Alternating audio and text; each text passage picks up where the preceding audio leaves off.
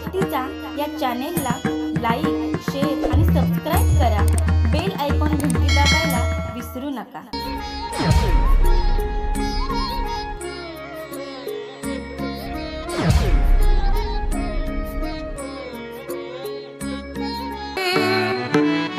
जीवन जेवो हरिनामाचे, आम्ही जीविलो जीविलो नामामृते पूर्ण झालो. बरवी परवडी हरिनामाची, आवडी पुरविली जीवीची, आम्ही जीविलो जीविलो नामामृते पूर्ण झालो. नामा केशवाचा म्हणे, माझे हृदय नारायण, आम्ही जेविलो जेविलो नामामृते पूर्ण झालो. विभुं वेणुनादं चरन्तं दुरन्तं, स्वयं लीलया गोपवेशं दधानं, गवामृन्दकानन्दनं चारुहासं, परब्रह्मलिङ्गं भजे पाण्डुरङ्गं. पाण्डुरङ्गाकर प्रथम नमः, पाण्डुरङ्ग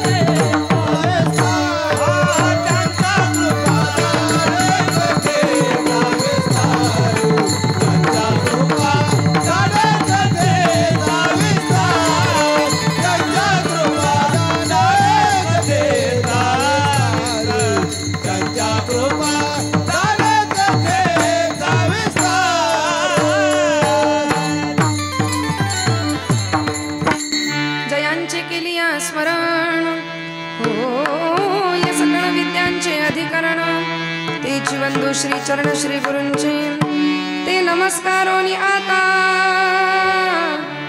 यदक्षरमनाख्येयम् आनन्दमज केवलं, श्रीमन्निवृत्तिनाथेति ख्यातं दैवतमाश्रये.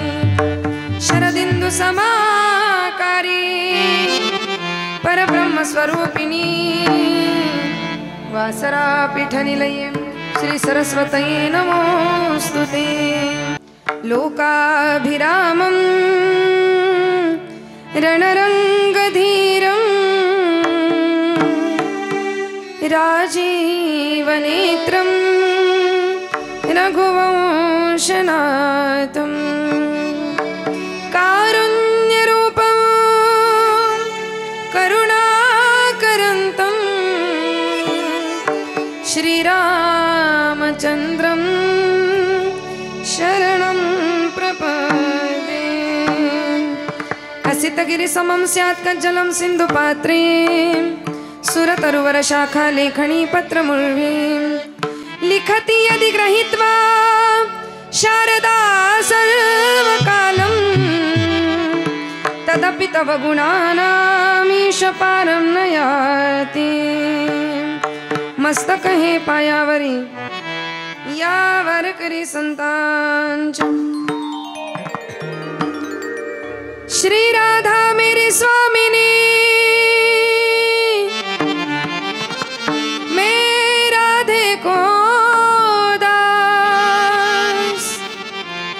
जन्म जन्म मोहि दीजियो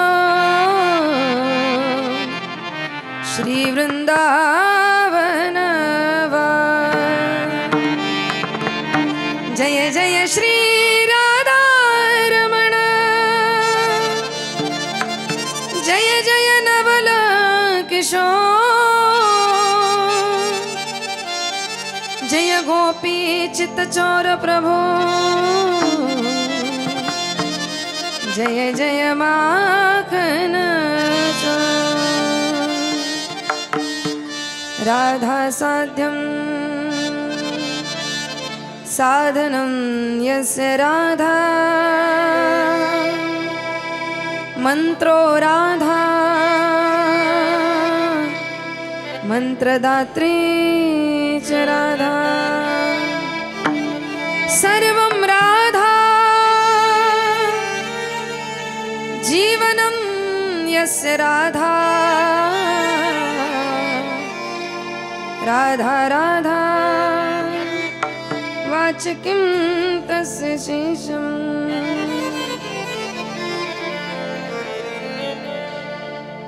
सर्वांनी 2 मिनिटं भजन करायचे, हाताने टाळी वाजवायची आणि मुखाने भजन म्हणायचं सर्वांनी। जय जय राधा जय जय राधा जय जय राधा रमण हरि बोल जय जय राधा रमण हरि बोल राधा रमण हरि बोल जय जय राधा रमण हरि बोल जय जय राधा रमण हरि बोल जय जय राधा रमण हरि बोल जय राधा रमण हरि बोल जय राधा रमण हरि बोल जय जय राधा रमण हरि बोल जय जय राधा रमण हरि बोल जय जय राधा रमण हरि बोल जय जय राधा रमण थोडा इको वाढवायचा, इको द्या थोडा किंचित। जय जय राधा रमण हरि बोल जय जय राधा रमण हरि बोल जय जय राधा रमण हरि बोल जय जय राधा रमण हरि बोल जय जय राधा रमण हरि बोल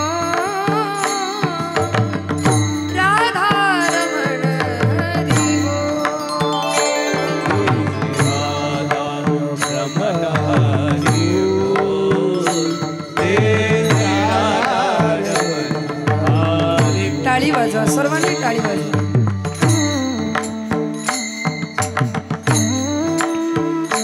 श्री राधे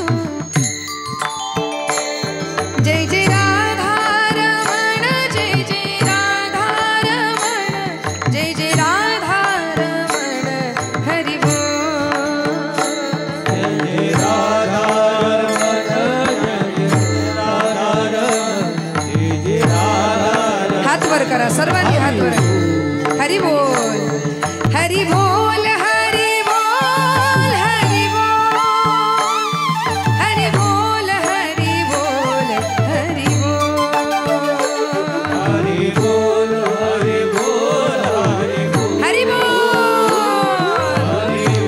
जय हो जय जय राधा रमण हरी बोल जय जय राधा रमण हरी जय हो जय जय राधा रमण हरि बोल जय जय राधा रमण हरि जय जय राधा रमण हरि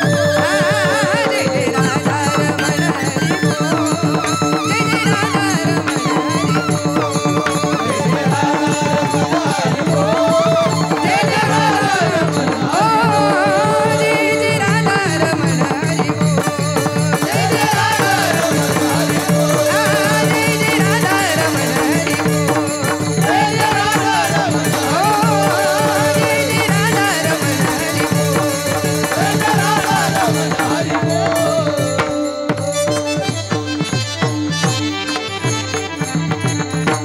जय जय राधा रमण जय जय राधा रमण हरि जय जय राधा रमण हरि बोल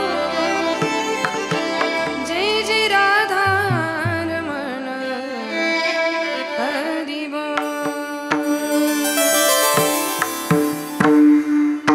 करा बरं हात खाली केले का ठीक आहे आजी अवतणी संतांचे जीवन जीवू हरिनामाचे आम्ही जेविलो जेविलो आम्ही तुम्ही जेवले का मग जरा जेवल्यासारखं बसा आम्ही जेविलो जेविलो नामामृते पूर्ण झालो नामामृते पूर्ण झालो परमात्मा स्वरूप बसलेल्या सर्व श्रोतवृंद मायबाप भगिनींच्या चरणारविंदी परमात्मा स्वरूप बसलेल्या सर्व श्रोतवृंद मायबाप भगिनींच्या चरणारविंदी विनम्र भावाने अभिवादन करून जगत उद्धारक जगद्गुरु तुकाराम महाराज मुक्त कैवल्य तेजोनिधी साधकांचे मायबाप योगी यांची माऊली भगवान श्री ज्ञानेश्वर महाराज जगत उद्धारक जगद्गुरु तुकाराम महाराज संत श्रेष्ठ निवृत्तीनाथ महाराज ब्रह्मचित्कला आदिशक्ती मुक्ताबाई सद्गुरु वामन बाबा महाराज सद्गुरु सावळाराम बाबा महाराज आदी करून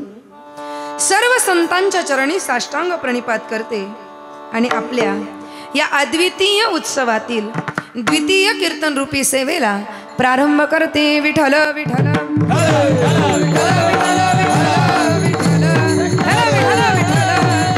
कीर्तन सेवे करता आपणा सर्वांसमोर गायण्यात आलेला अभंग संत श्रेष्ठ प्रेममूर्ती विठोबाचा प्राणसखा असणारे भगवान श्री नामदेवराय यांचा 4 चरणाचा परमार्थातील अलौकिक अशा भोजनाचं वर्णन करणारा गोड अभंग प्रस्तुत सेवे करता गायलाय विठ्ठल विठ्ठल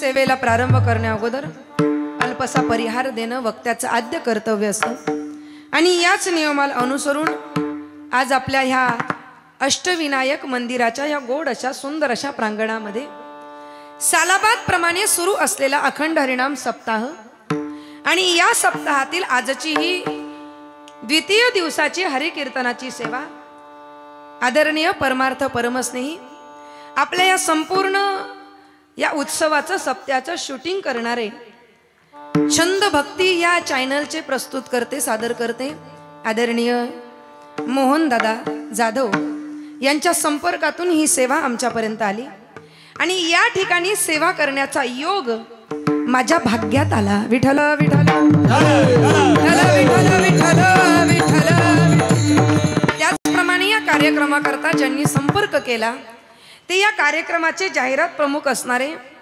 दादा पडवळकर आणि इतरही सर्व कमिटी मंडळ, सप्ताह कमिटी मंडळ या सगळ्यांच्या संपर्कातून ही सेवा माझ्यापर्यंत आली. आपणा सर्वांची उपस्थिती खरंच खूप छान आहे. गायक, वादक, टाळकरी अतिशय सुंदर अशा प्रकारची साथ या ठिकाणी लाभते आहे. मृदुंगाची साथ जर बघितली तर 2 मृदुंगाचार्य आहेत. आणि सध्या जर आपण बघितलं तर जेवढे जेवढे कीर्तन होतात त्या सगळ्या कीर्तनाला जर आपण निरीक्षण करून बघितलं तर मृदुंग वाजवणारे हे बऱ्याचदा बसून मृदुंग वाजवतात. परंतु आज खऱ्या अर्थाने माझं भाग्य आहे की पंढरपूर आळंदीला जे फडकरी असतात आणि फडकऱ्यांच्या या त्या कीर्तनामध्ये जे मृदुंगाचार्य असतात ते घोडीवर त्या ठिकाणी मृदुंग ठेवून वाजवतात. आज माझं भाग्य आहे की या ठिकाणी उभं राहून फडकऱ्यांसारखं मृदुंग वाजवणारे 2ही मृदुंगाचार्य आज मला या ठिकाणी लाभतात. आणि नुसते उभे नाही आहेत तर उभे सुद्धा किती रुबाबात आहे. त्यांच्याकडे बघितलं तर छत्रपती शिवाजी महाराजांचा भास होतोय मला. आणि समोर बघितलं तर छोटासा लहानसा मावळा दिसतोय की जो छान अशा प्रकारे मृदुंगाची सेवा या ठिकाणी देतोय. तरणा भाग्यवंत नटे हरी कीर्तनी, किती गोड बालक आहे बघा ना. कीर्तनात आला तर खरंच तरुण जातो. कीर्तनात जर आला तर खरंच तरुण जातो, भवसागर तरुण जातो. आणि हा खरा तरुण आहे. नाहीतर आताचे तरुण कीर्तनात आणायला लागतात धरून. पण खऱ्या अर्थाने अतिशय गोड आपण दादा मृदुंगाची साथ देत आहेत. भाऊ सुद्धा या ठिकाणी गोड मृदुंगाची साथ देत आहेत. त्याचप्रमाणे गायक जी गायनाचार्य मंडळी आहे, गोड गायनाची साथ ज्यांची लाभते. ठीक आहे, नाशिकचे जरी रामाचा प्रसाद मला मिळतोय मग नाशिकचे जरी असले आणि रामाचा प्रसाद आवश्यक आहे. आणि सध्या जय श्रीराम चालू आहे सगळीकडे, जिकडे तिकडे जय श्रीराम. मला आमच्याकडे भिवंडीकडे कीर्तन झाल्यानंतर एक बुवा भेटले म्हणजे माळ नव्हती गळ्यामध्ये पण बुवा होते. आणि ते मला म्हणाले ताई जय श्रीराम. मी म्हटलं रामकृष्ण हरी. आता जय श्रीरामच्या अगोदर आम्ही रामकृष्ण हरी म्हणतो. ते म्हटले जय श्रीराम. मी म्हटलं रामकृष्ण हरी. ते म्हणतात नाही जय श्रीराम. मी म्हटलं रामकृष्ण. नाही नाही नाही जय श्रीराम. मी म्हटलं बाबा जय श्रीराम. सगळीकडे जय श्रीराम चालू आहे. मम्मी बोले राम राम, पप्पा बोले राम राम, बच्चा बोले राम राम, यूट्यूब पे भी राम राम, फेसबुक पे भी राम राम, इंस्टा पे भी राम राम, ट्विटर पे भी हम भी बोले, तुम भी बोलो, सारे बोले. हर घर में अब एक ही नाम, एक ही नारा गूंजेगा. जय श्री राम. जेवले ना.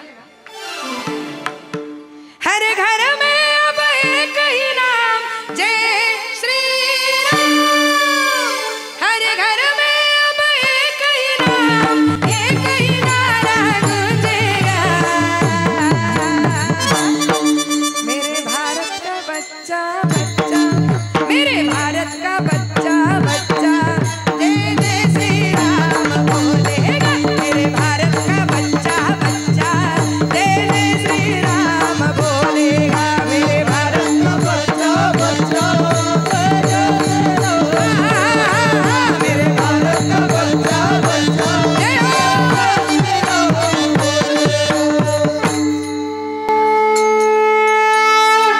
मेरे भारत का बच्चा बच्चा. आणि राम मंदिराच्या आपल्या सगळ्यांना खूप खूप शुभेच्छा, खूप खूप शुभेच्छा. इकडे जर बोर्ड बघितला तर श्रीरामाची सुंदर अशा प्रकारे मूर्ती ती दर्शन आपल्याला या ठिकाणी होतंय. गोड असे गायनाची साथ सर्व नाशिकवरून आलेली मंडळी आहे, म्हणजे माझ्या माहेरची मंडळी आहे. आणि त्याचप्रमाणे माझ्या सगळ्या माता भगिनी या ठिकाणी उपस्थित आहेत. ज्यावेळेस मी इथे उभे राहिले ना त्यावेळेस 6 जणी होत्या. किती जणी? 6 जणी. नंतर 9 झाल्या. आता किती आहे? नंतर मोजा. म्हणजे अगोदर 6 वारीवर होत्या, नंतर 9 वारीवर आल्या. 9 वारीवाल्या पण आहे बरं का इथं, 2 जणी आहे. या 9 वारीवाल्या किती? 9 वारीवाल्या लुगड्यावाल्या किती? जरा हातवर करा बरं. लुगड्यावाल्या आहेत आहेत. मला वाटलं हरवल्या का काय, कारण लुगड्यावाल्या आता हरवत चालल्या, बरोबर की नाही. आता लुगडं दिसत येत ज्या लुगड्यावाल्या आहे ना यांना एकदा बघून घ्या. म्हणजे आता पण बघा, घरी गेल्यावर पण बघा. का माहिती का? कारण हे लुगड्याचं लास्ट स्टॉक आहे. याच्या पुढं लुगडं दिसणार. वा वा काय मस्त. तुला आजी आहे का रे बाळा?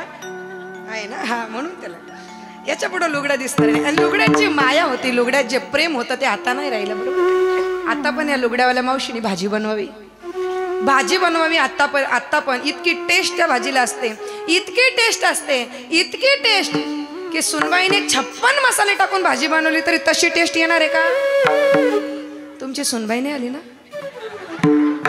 तशी टेस्ट येणार. या जुन्या लुगड्यावाल्या या ठिकाणी सेवेसाठी या तिघी जणी छान अशा प्रकारे या सर्व मंडळी तिकडे 2 उभे आहेत बंधुवर्ग. आणि त्याचप्रमाणे गोड अशी भालदार म्हणून ज्यांची भूमिका या ठिकाणी लाभते आहे ते आमचे अतिशय परमस्नेही आहे.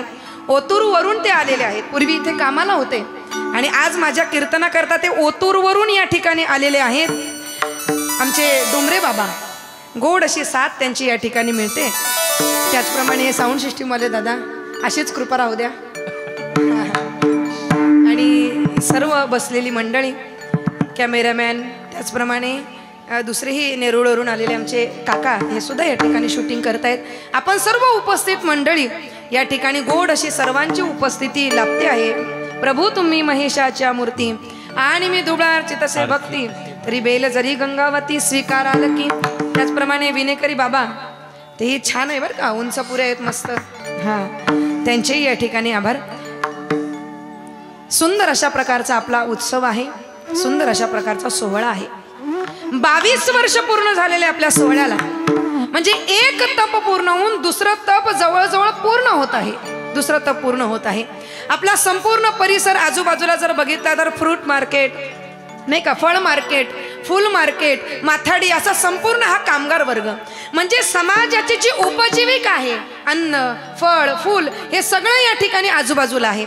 आणि या उपजीविकेमध्ये तुम्ही राहतात, पण उपजीविकेच्या जवळ तुम्ही राहत असताना तुम्ही वाशीकरांनी मात्र जी परमार्थाची, जी मनुष्याची मुख्य जीविका आहे, जिचं नाव भजन आहे, ही मुख्य जीविका मात्र तुम्ही विसरले नाही. आणि हे भजन, हे नामस्मरण, हा परमार्थ म्हणजे ही मुख्य जीविका आहे. परमार्थ हा मुख्य आहे, परमार्थ हे महाधन आहे. आणि असे हा परमार्थ आपण खूप सुंदर अशा रीतीने करत आहात. हा सप्ताह मला पहिल्यांदा ज्यावेळेस आलं त्यावेळेस थोडी कमी लोक या ठिकाणी होते. मला वाटलं नव्हतं एवढा शेवटपर्यंत मंडप भरेल म्हणून, परंतु अगदी शेवटपर्यंत त्या ठिकाणी मंडप भरलेला आहे. एकदा स्वतःच्या उपस्थिती करता जोरदार टाळ्या वाजवा. विठ्ठल विठ्ठल विठ्ठल विठ्ठल विठ्ठल. सुंदर अशा प्रकारचा उत्सव या ठिकाणी होतोय. आणि उत्सव म्हणजे आनंद, उत्सव म्हणजे मौज मजा, उत्सव म्हणजे उत्साह. उत्सव आम्हाला ऊर्जा देत असतो. आणि आपला भारतीय मनुष्य हा उत्सव प्रिय मनुष्य आहे. भारतीय मनुष्य हा उत्सव प्रिय मनुष्य आहे. भारतीय मनुष्याला उत्सव आवडतो. आणि आपण या उत्सवप्रिय भारतामध्ये जन्माला आलेलो आहोत. आपलं भाग्य आहे की आपण भारतासारख्या देशात जन्माला आलो. आपला भारत हा आगळा आहे, आपला भारत हा वेगळा आहे. या जगामध्ये अनेक देश आहेत, पण या अनेक देशामध्ये भारताचं स्थान काही आगळं वेगळं आहे, काही निराळं आहे. या संपूर्ण जगामध्ये जेवढे जेवढे देश आहेत त्या देशांचं जर आपण वैशिष्ट्य बघितलं तर अमेरिका ही जगाची तिजोरी आहे. अमेरिका जगाची काय आहे? तिजोरी आहे. म्हणून ज्याला लवकर श्रीमंत व्हायचं तो अमेरिकेत जातो. अमेरिका ही जगाची तिजोरी आहे. दक्षिण आफ्रिका हे जगाचं प्राणी संग्रहालय आहे. चीन हे जगाची प्रयोगशाळा आहे. जपान हे जगाचं युद्धघर आहे. थायलंड ही या जगाचं सौंदर्य आहे. आणि माझा भारत देश ही या संपूर्ण जगाचं देवघर आहे. देवघर. आपण देवाच्या घरात बसलोय, देवघरात आपण बसलेलो आहोत. गणपती बाप्पाच्या समोर प्रांगणामध्ये आपण बसलेलो आहोत. अरे हम वही हैं जो बाण भेद के धरती से धारा निकाल दिया करते थे, एक उंगली पे गोवर्धन उठा लिया करते थे. हमारे कृष्ण ने एक उंगली पे गोवर्धन उठा लिया. हम वही हैं जो बाण भेद के धरती से धारा निकाल दिया करते थे, एक उंगली पे गोवर्धन उठा लिया करते थे. हम वही हैं जिन्होंने दुश्मनों के लिए फाइटर जेट्स बनाई, संगीन बनाई, और जिंदगी की जब सांस टूटने लगी तो कोरोना की वैक्सीन भी भारत ने बनाई. भारत. आणि म्हणून आमचा भारत देश महान आहे. या देशाच्या बाबतीत वर्णन करत असताना मनोज शुक्ला नाम के शायर है, वे कहते हैं, हिंदी समझती है ना आपको? मेरे को भी ज्यादा नहीं आती, जुरुक जुरुक की आती है. वो मनोज शुक्ला कहते हैं, हजारों नहीं लाखों कमियां होगी इस देश में। कमी नहीं ऐसा नहीं, हजारों नहीं साहब लाखों कमियां होगी इस देश में, लेकिन मेरे भारत जैसा देश पूरे विश्व में नहीं है, पूरे विश्व में नहीं है। या भारतासारखा देश पूर्ण विश्वात नाही। आणि या देशामध्ये आपण जन्माला आलो का भाग्यव आहे, का आपण हा देश पवित्र आहे, त्याचं कारण इथे भगवंताचे अनेक अवतार झाले, एक नाही अनेक अवतार झाले। माझे माऊली म्हणतात मी त्याला अनंत रूपात बघितलंय, अनंत वेशात बघितलंय। माऊलींनी वर्णन केले, अनंत रूपे अनंत वेशे देखिले म्या त्यासी, बाप रखो महादेव रुखून आणली कैसी, बाप रखो महादेव रुखून।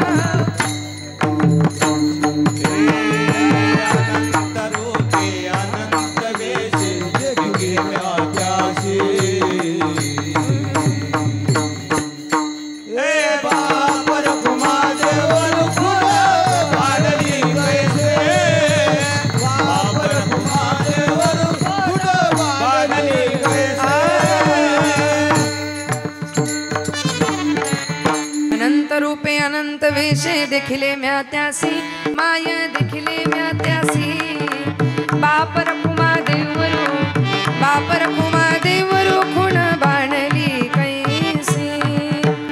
अनंत रूप त्याने धारण केले, अनंत वेशामध्ये तो आला। याच्यामुळेच आमचा देश पवित्र आहे असं नाही, तर त्या भगवंताची तितक्याच निष्ठेने भक्ती करणारे भक्त या देशात जन्माला आले। पवित्र ते कुळ पावन तो देश, जेथे हरीचे दास जन्म घेतील, जेथे हरीचे दास जन्म घेतील। पवित्र ते कुळ पावन तो देश, जेथे हरीचे दास जन्म घेतील, जेथे हरीचे दास।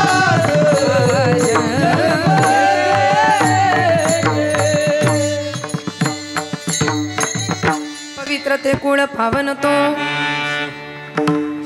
तो देश। बोलत जा जरा, जेवण केलंय ना तुम्ही? जेवण केलंय सगळ्यांनी? किती लोकांनी केलं हात वर करा। एवढंच लोकांनी केलं? जेवण केलंय ना सगळ्यांनी? पोटभर केलंय? नक्की पोटभर? म्हणजे 100% तुम्ही झोपणार, झोपू नका, लक्ष द्या। पवित्र ते कुळ पावन तो देश, जेथे हरीचे दास जन्म घेतील। इथे भगवंताचे अवतार झालेच झाले, पण त्याचबरोबर त्या भगवंताचे तितक्या निष्ठेने भक्ती करणारे भक्त सुद्धा या भारतात जन्माला आले। या महाराष्ट्रात संत मांदियाळी जी आपण बघितली तर किती निष्ठेने भगवंताची भक्ती केली, किती निष्ठेने भगवंताची भक्ती केली। आणि म्हणून आमचा देश पवित्र आहे, म्हणून हा देश पवित्र आहे, ही भूमी पवित्र आहे, कुळ पवित्र आहे। आणि अशा पवित्र देशामध्ये आम्ही जन्माला आलो ना, तो परमार्थातील अत्युच्च अशा प्रकारचा आनंद इंद्रियांच्या पातळीत उपभोगण्याचं सामर्थ्य आमच्या साधू संतांनी आम्हाला दिलं। आणि ते कशाच्या माध्यमातून दिलं असेल तर या उत्सवाच्या माध्यमातून दिलं। या उत्सवाच्या माध्यमातून आम्हाला त्यांनी अत्युच्च अशा प्रकारचा आनंद, सोपं सांगायचं झालं तर इंद्रियांच्या पातळीत न उपभोगण्यासारखा आनंद जो अतींद्रिय आहे, तो अतींद्रिय आनंद साधू संतांनी आम्हाला इंद्रियांच्या पातळीत उपभोगायला लावलं, ते ह्या उत्सवाच्या माध्यमातून। माऊलींनी म्हटलंय, अतींद्रिय परिभोगवेल इंद्रिया करवी। तो अतींद्रिय तो आनंद, जे योगीजन साधू ऋषी मुनी तपश्चर्या करतात, साधना करतात आणि मग कुठेतरी त्यांना जो आनंद प्राप्त होतो ना, तो आनंद आमच्या साधू संतांनी या उत्सवाच्या माध्यमातून इंद्रियांच्या पातळीत आम्हाला उपभोगायला दिलाय। हातांनी टाळी वाजवावी, मुखाने भगवंताचं नाम घ्यावं, डोळ्यांनी त्या परमेश्वराचं रूप पहा। डोळे तुम्ही घ्या रे सुख, पहा विठोबाचे मुख, तुम्ही ऐका रे कान माझ्या विठोबाचे गुण। म्हणून तुकोबाराय आमचे म्हणतात की बाबा देवा मला ब्रह्मज्ञान नको, दावी रूप मज गोपिका रमना, ठेवीन चरणावरी माता, नको ब्रह्मज्ञान आत्मस्थिती भाव, तू काय कर, मी भक्त तू देव ऐसे करी. आणि या उत्सवामध्ये आम्हाला तो आनंद मिळतो. उत्सव सुरू झाला, सप्ताह सुरू झाला की आम्ही आमची सगळी मरगळ विसरतो, सगळा थकवा विसरतो आणि इथे आल्यानंतर आनंदी आनंद आम्हाला प्राप्त होत असतो. विठ्ठल विठ्ठल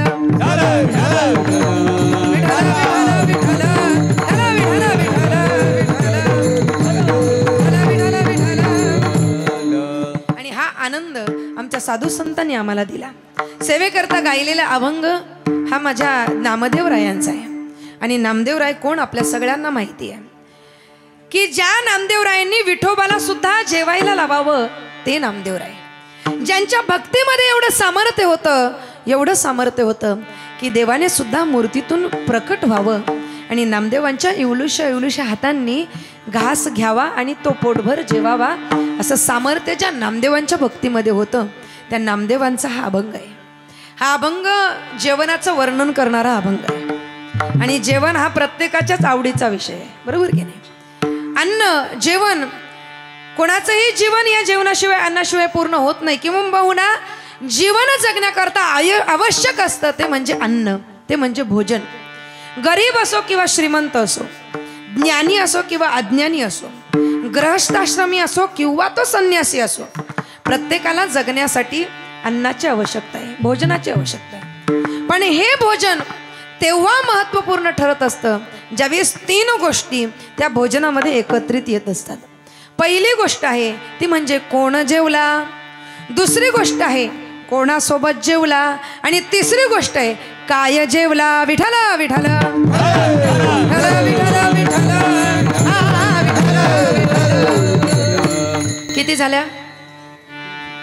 किती झाल्या गोष्टी? 3. पहिली कुठली? कोण जेवला. कोण जेवला. व्यवहारामध्ये लौकिकामध्ये कोणाच्या जेवणाला किंमत आहे, कोणाच्या जेवणाला महत्त्व आहे. तर खरोखर ज्याला भूक लागलेली आहे व्यवहारामध्ये लौकिकामध्ये त्याच्या जेवणाला महत्त्व आहे, त्याच्या जेवणाला किंमत आहे. ज्याला जेवून जेवून अजीर्ण झालेलं आहे, ज्याने इतकं खाल्लेलं आहे की आता उलटी झाली तर अर्ध जेवण बाहेर पडेल एवढं त्याने खाल्लेलं आहे, अशा व्यक्तीला जर पुन्हा पंचपक्वानांचं ताट समोर आणून दिलं तर त्याच्या जेवणाला किंमत नाही, त्याच्या जेवणाला अर्थ नाही, ते व्यर्थ आहे. सुभाषितकाराने उदाहरण दिलं. सुभाषितकार म्हणतात वृथा वृष्टी समुद्रस्य वृथा तृप्तस्य भोजनम वृथा दानम समर्थस्य वृथा दीपो दिवापि च. समुद्रात पाऊस पडणं व्यर्थ आहे, सूर्यासमोर दिवा लावणं जसं व्यर्थ आहे, समर्थाला दान करणं जसं व्यर्थ आहे, वृद्धाश्रमावर स्त्री आणणं जसं व्यर्थ आहे, तसं जेवण जेवून ज्याला अजीर्ण झालेला आहे त्याला पुन्हा जेवण देणं अर्थ नाही, व्यर्थ आहे. विठ्ठल विठ्ठल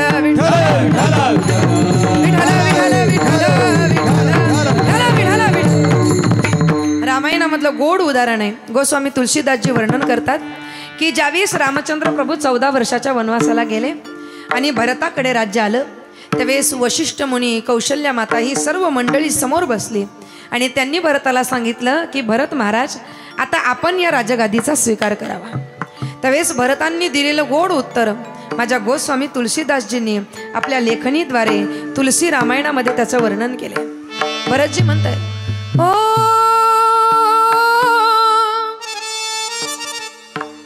बादी बसन विनो भुवन भारो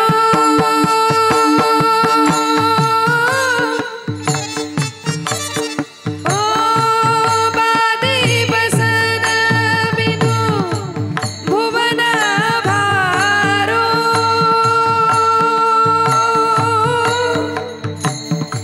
बादी बिरती विनो ब्रह्म विचारो राम सिया राम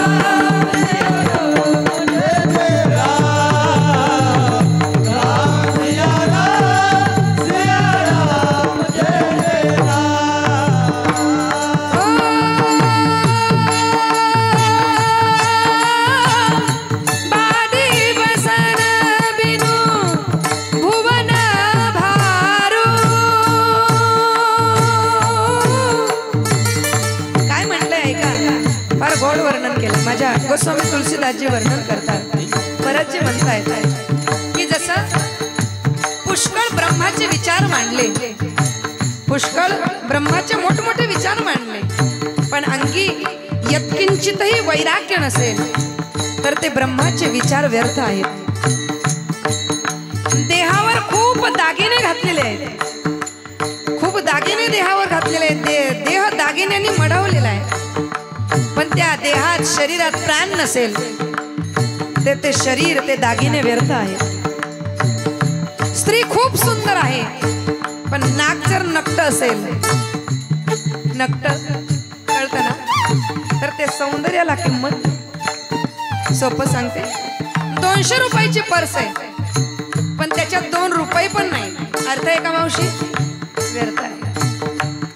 तसं भरतजी म्हणतायत की या अयोध्येमध्ये सगळं काही आहे, सगळं काही आहे, पण या अयोध्येमध्ये माझा राम नाही, माझा राम नाही, तर ही अयोध्या जशी व्यर्थ आहे, हे राजवैभव माझ्यासाठी व्यर्थ आहे. भरत म्हणतो अगदी तद्वत जसं भरतासाठी अयोध्या व्यर्थ आहे, त्या अयोध्येमध्ये राम नाही, तसं या प्रपंचामध्ये ज्याचं जेवण पूर्ण झालेलं आहे, पोट भरलेलं आहे, अजीर्ण झालेलं आहे, त्याच्या जेवणाला किंमत नाही, त्याच्या जेवण व्यर्थ आहे.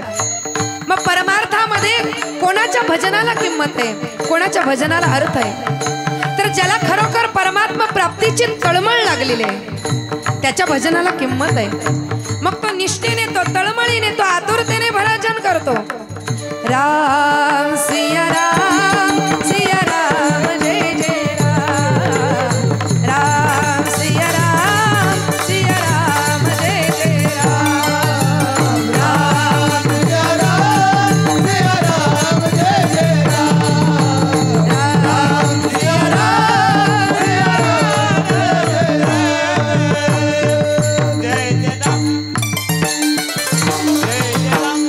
व्यवहारामध्ये जसं ज्याला खरोखर भूक लागलेली आहे त्याच्या भोजनाला किंमत आहे, तसं परमार्थामध्ये ज्याला खरोखर परमात्मा प्राप्तीची तळमळ लागलेली आहे त्याच्या भजनाला किंमत आहे, आणि त्या तळमळीने भजन झालं पाहिजे.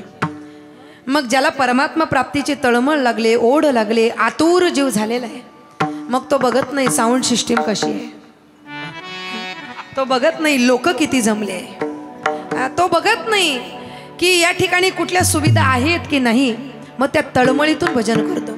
एक उदाहरण मी नक्की सांगेल. जुने वारकरी भजन करायचे. हे बाबांच्या काळामध्ये फडकऱ्यांचं जर भजन आपण बघितलं असेल, जुने जे वारकरी, ज्येष्ठ श्रेष्ठ वारकरी भजन करायचे. आपल्या गाव भागामध्ये जर आपण बघितलं ते जुने वारकरी, ज्येष्ठ वारकरी ज्यावेळेस भजनाला बसायचे ना, बरं का ताता काका, 4 वाजता पहाटे उठायचे आणि भजनाला बसले ना, त्या वारकऱ्यांकडे जर बघितलं तर फार काही शास्त्र अध्ययन त्यांचं होतं असं म्हणता येणार नाही. फार कुठे जाऊन अध्ययन केलेलं आहे, फार शास्त्र वाचलेले आहे, फार ग्रंथ वाचलेले असं नाही, पण ते वारकरी ज्यावेळेस भजनाला बसायचे ना, टाळ वाजू लागला, भजन सुरू झालं की आपोआप त्यांच्या डोळ्यातून पाणी यायचं. भजन इतक्या निष्ठेने करायचे, इतक्या आतुरतेने करायचे, इतक्या प्रेमाने करायचे, इतक्या तळमळीने करायचे, इतक्या उत्कंठतेने करायचे की आपोआप भजन गाता गाता गाता गाता गाता गाता त्यांच्या डोळ्यातून अश्रू व्हायला लागायचे. आसुवे दाटली उभारुनी बाई, नामा वाट पाहे रात्रंदिवस, अशी त्यांची अवस्था त्या ठिकाणी व्हायची. म्हणजे त्या तळमळीतून ते भजन करायचे.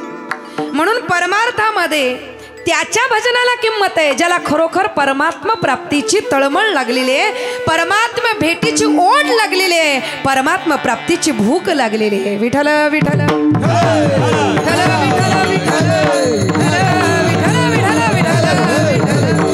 विठ्ठल विठ्ठल म्हणून व्यवहारामध्ये कोणाच्या जेवणाला किंमत आहे? ज्याला भूक लागली. तसं परमार्थामध्ये त्याच्या भजनाला किंमत आहे ज्याला खरोखर परमात्मा प्राप्तीची भूक लागली, ओढ लागली. दुसरा प्रश्न आहे, कोणासोबत जेवला? कोणासोबत आपण जेवतो याच्यावरून आपल्या जेवणाला महत्त्व प्राप्त होत असतं बरं का. आपण कोणासोबत जेवलं पाहिजे, किंबहुना आपण जीवन जगत असताना कोणाची संगती केली पाहिजे, कोणाच्या सोबत राहिलं पाहिजे, हे सुद्धा फार महत्त्वाचं आहे. लक्षात घ्या, व्यवहारामध्ये जर तुम्ही एखाद्या राजाची संगत केली, एखाद्या मोठ्या माणसाची संगत केली, तर तो माणूस कधी तुम्हाला नोकर बनवून ठेवेल सांगता येत नाही. व्यवहारामध्ये जर तुम्ही एखाद्या मोठ्या माणसाची संगत केली एखाद्या राजकीय नेत्याची संगत केली, एखाद्या राजाची संगत केली तर तो व्यक्ती कधी तुम्हाला नोकर बनवून ठेवील सांगता येत नाही. पण जर परमार्थामध्ये आल्यानंतर माझ्या साधू संतांची सेवा केली आणि त्यांची सोबत केली, त्यांची संगती जर तुम्हाला प्राप्त झाली तर कधी ते साधू संत तुम्हाला देवाची भेट घडवून देतील सांगता येणार नाही. म्हणून त्या संतांची संगती खूप महत्त्वाची. आपण कोणासोबत जसा संग तसा रंग जीवनाला प्राप्त होत असतो. म्हणून आपली संगती चांगली असली पाहिजे. आपली मित्र सखे मंडळी मित्र कंपनी चांगली असली पाहिजे. सोपं सांगायचं झालं तर रात्रीचे मित्र कमी करा आणि सकाळचे मित्र फक्त कीर्तनाला येणाऱ्यांचा तेवढा अपवाद आहे. रात्रीचे मित्र कमी झाले पाहिजे आणि सकाळचे मित्र वॉकिंगला जाणारे, प्राणायाम करणारे, योगा करणारे, काकडा करणारे मित्र वाढले पाहिजे. नाहीतर इकडं वारकऱ्यांचा सुरू होतो काकडा आणि हा झोपेत वाकडा, असं व्हायला नको. म्हणून कोणासोबत आपण जेवतो व्यवहारामध्ये. उदाहरण सांगायचं झालं तर एखाद्या व्यक्तीला एखाद्या मोठ्याच्या घरचं जेवणाचं आमंत्रण आलं, एखाद्याला एखाद्या नेत्याच्या घरचं, मोठ्या राजकीय आमदाराच्या खासदाराच्या घरी जर जेवणाचं आमंत्रण आलं तर त्याचं महत्त्व समाजामध्ये वाढत असतं, व्यवहारामध्ये त्याचं महत्त्व वाढत असतं. आणि मग तो इतरांना सांगत, नुसतं आमंत्रण जरी एखाद्याच्या घरचं जेवणाचं आलं, एखाद्या आमदाराच्या खासदाराच्या घरचं जेवणाचं आमंत्रण आलं तर त्याला काय आनंद होत असतो. सगळ्या गावामध्ये तो सांगत असतो, सगळ्या सेक्टरमध्ये सांगत असतो, आपली ओळख काही साधीसुधी नाही. काय म्हणतो? आपली ओळख काही साधीसुधी नाही, आपली ओळख वरवर आहे. आमदारापर्यंत खासदारापर्यंत आपली ओळख आहे. नुसतं जेवणाचं आमंत्रण आलं तरी त्याचा फॉर्म वाढतो, चहापेक्षा किटली गरम. नुसतं आमंत्रण जरी आलं तरी, नुसतं जेवणाचा योग प्राप्त झाला, आमंत्रण आलं तरी, जेवण आल्यानंतर वेगळा फॉर्म असतो. आमदाराच्या घरी गेलतो, कुठं? आमदाराच्या घरी स्टेटस टाकतो लगेच. आमदाराच्या घरी एवढे आमदार होते, एवढे माजी होते, एवढे आजी होते, एवढे खासदार होते, एवढे नगरसेवक होते, एवढे महापौर होते, एवढे नेते मंडळी होते. एखाद्या व्यक्तीला व्यवहारामध्ये फक्त एखाद्या सामान्य आमदाराच्या खासदाराच्या घरचं जेवणाचं आमंत्रण आलं, जेवणाचा योग प्राप्त झाला तर व्यवहारामध्ये त्याचं महत्त्व वाढत असतं, त्याचं महत्त्व वाढत असतं. आता परमार्थामध्ये या, परमार्थामध्ये तुमचं महत्त्व त्यांच्यासोबत जेवणामुळे वाढत असतं. कोणाच्या सोबत? तर दोन व्यक्तींचा उल्लेख केलेला आहे. पहिल्या व्यक्तीचं नाव आहे भगवंत आणि दुसऱ्या व्यक्तीचं नाव आहे संत. विठ्ठल विठ्ठल विठ्ठल विठ्ठल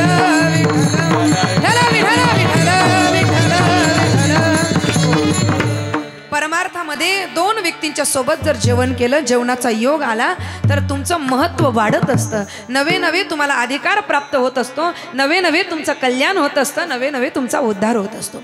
पहिला आहे भगवंत आणि दुसरे आहेत ते म्हणजे संत. यांच्यासोबत जेवणाचा योग कधीतरी प्राप्त झाला पाहिजे. या दोन व्यक्तींचं वर्णन करताना आमच्या शास्त्राने, आमच्या संतांनी म्हटले, एक वेळ तुमचा अधिकार असेल, तुम्ही तपश्चर्या केली, तुम्ही साधना केली, तुम्ही जप तप नामस्मरण केलं तर तुम्हाला देवाच्या घरी देवाच्या सोबत जेवणाचा योग प्राप्त होईल. संगती पंगती देवा नित्य नित्य जोडे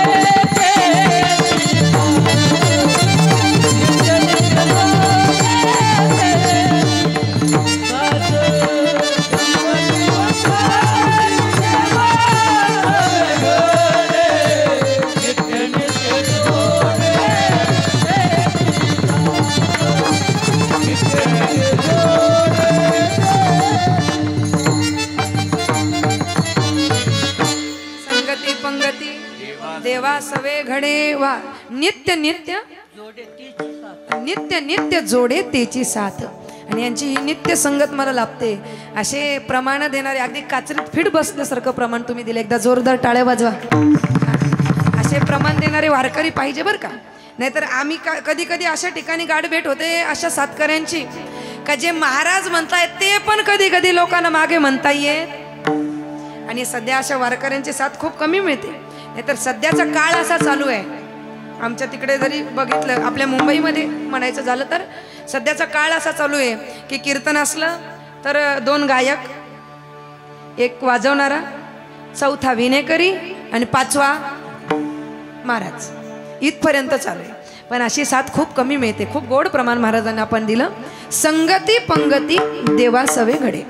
देवासोबत संगती पंगतीचा योग तुम्हाला आला, तुमचं भाग्य समजायचं. तपश्चर्या, साधना, पूर्वजन्मीचं काहीतरी सुखरूप तुमच्या जर पदरात पडलं, तुम्हाला जर ते कामाला आलं, तर तुम्हाला देवासोबत जेवणाचा योग प्राप्त होईल.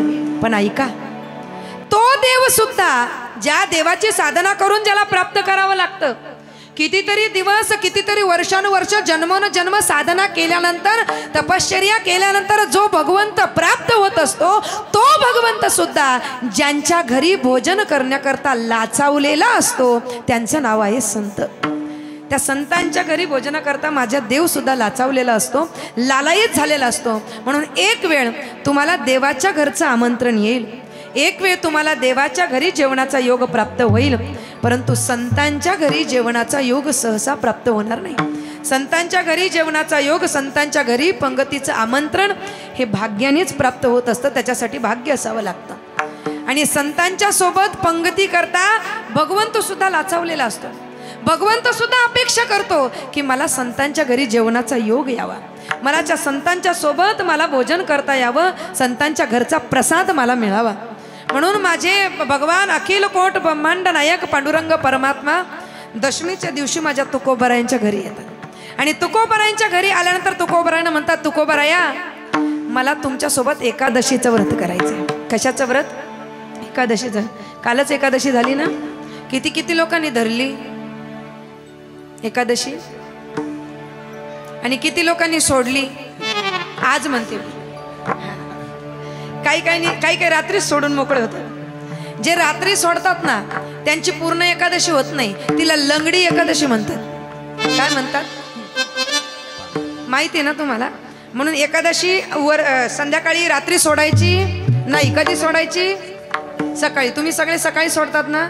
हा, चांगली गोष्ट आहे. एकादशीच्या दिवशी माझ्या पांडुरंग परमात्मा म्हणतायत, हे एकादशीचं व्रत तुकोबराया मला तुमच्यासोबत करायचं. आणि व्रत पूर्ण झालं. आता तुकोबरांची परिस्थिती आपल्या सगळ्यांना माहिती आहे. तुकोबराय देवाला म्हणतायत, देवा आता व्रत झालं, द्वादशीचा दिवस उजाडला, आता तुम्ही जावं, तुम्ही जा. आता लक्ष्मी मातेने 56 पदार्थांचे भोग त्या ठिकाणी बनवले असतील, तुम्ही जा. असं म्हटल्यानंतर माझा पांडुरंग परमात्मा म्हणतोय, नाही तुकोबराया, मला तुमच्यासोबतच भोजन करायचं. उपवासाचं पारण मी तुमच्यासोबतच सोडणार, तसा जाणार नाही. 56 पदार्थाचे भोग बनवले लक्ष्मी मातेने, पण देव म्हणतात, तुकोबराया, मला तुमच्यासोबतच जेवायचंय. देवाने आग्रह करावा. काय तुकोबरायांचं भाग्य असेल, कशी तुकोबरायांची भक्ती असेल, कसं तुकोबरायांचं भजन असेल की देवाने म्हणावं, तुकोबराय मला तुमच्यासोबत जेवायचं. आणि काय होतं माझ्या तुकोबरायांच्या घरी, घरात जाऊन जर बघितलं तर मुठभर कण्या होत्या. आणि त्या मुठभर कण्या घेतल्या आणि पाण्यामध्ये बुडवल्या, आणि त्या पाण्यामध्ये बुडवलेल्या त्या कण्याचा तो भात शिजवला आणि माझ्या पांडुरंगाच्या समोर तो आणला. पाहुणे घरासी आजी आले, ऋषिकेशी काय करू उपचार, काय करू उपचार, ओप मोडकी झरझर, काय करू उपचार, ओप मोडकी झरझर.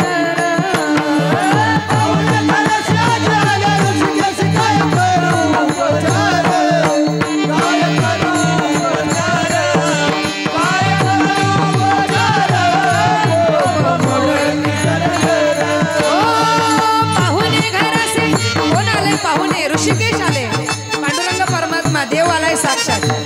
काय करू उपचार, काय करू यांच्या जेवणा करता. मी पाहिलं तर घरात कण्या, फक्त मुठभर कण्या घेतल्या आणि त्या पाण्यामध्ये त्या ठिकाणी टाकल्या. कण्या मुठभर आहे, कण्या कशा आहे? मुठभर आहे. आणि पाणी खूप आहे, 4 पटीने पाणी आहे कण्यांच्या. आमच्या संतांनी वर्णन केले. कसं आहे? दरदरीत पाण्या माझी रांधी आल्या कण्या,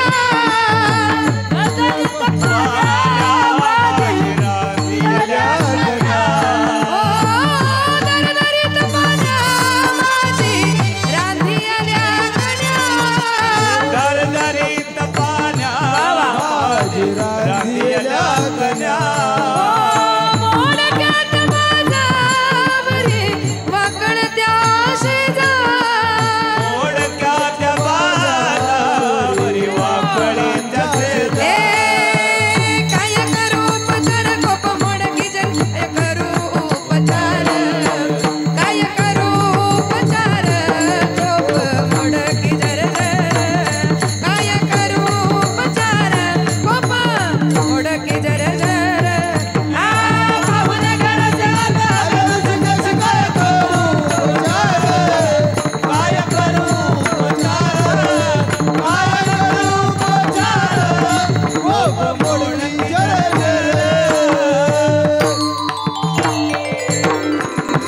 अशी भक्ती करा, अशी भक्ती करा, अशी भक्ती करा की संतांच्या घरी भोजनाचं आमंत्रण आपल्याला आलं पाहिजे, संतांची पंगत आपल्याला मिळाली पाहिजे, अशी भक्ती करावी.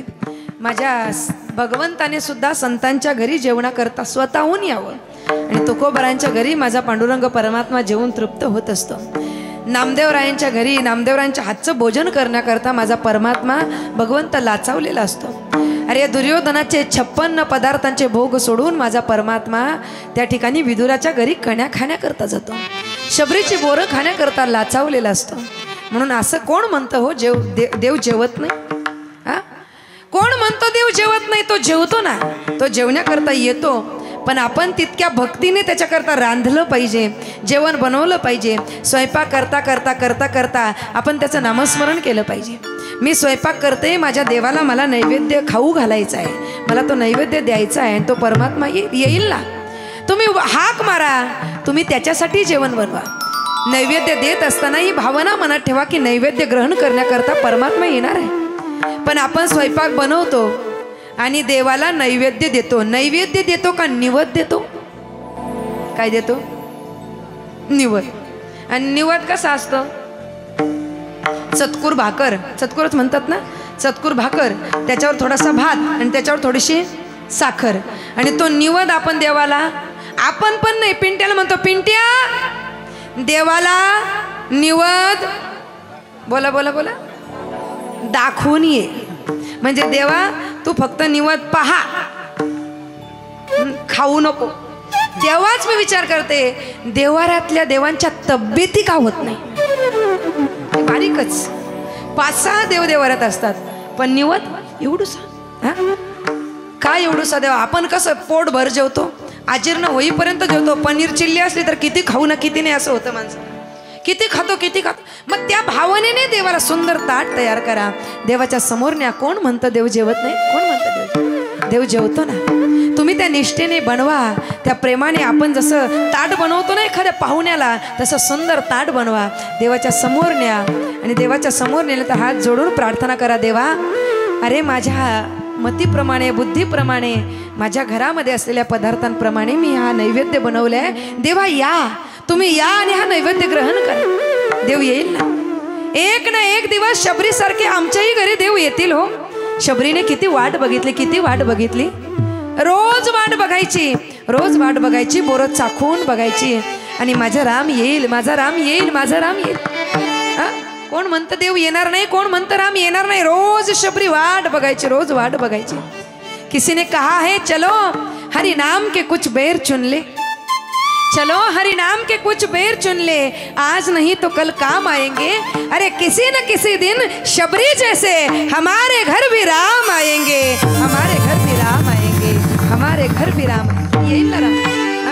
जसं शबरीच्या घरी आले, जसं आमच्या 500 वर्षाच्या प्रतीक्षेनंतर राम आले, आणि मग रोज प्रार्थना करावी, रोज स्वप्न पाहावे, रोज कल्पना करावी. राम आल्यानंतर मी असं करेल, राम आल्यानंतर मी तसं करेल. राम आएंगे तो अंगना सजाओगे. बोला बोला. ओ राम आएंगे तो अंगना सजाओगे. एको द्या. ओ दीप जला के दिवाली मैं मनाऊंगी. प्यार से बोलिए, श्री राम आएंगे. दीप जला के दिवाली में मनाऊंगी.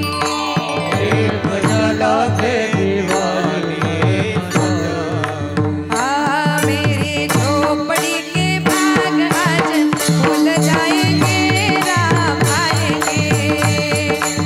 झोपड़ी के भाग आज खुल जाएंगे, राम. बोला बोला सर्वांनी. मेरे झोपड़ी के भाग आज खुल जाएंगे, राम आएंगे.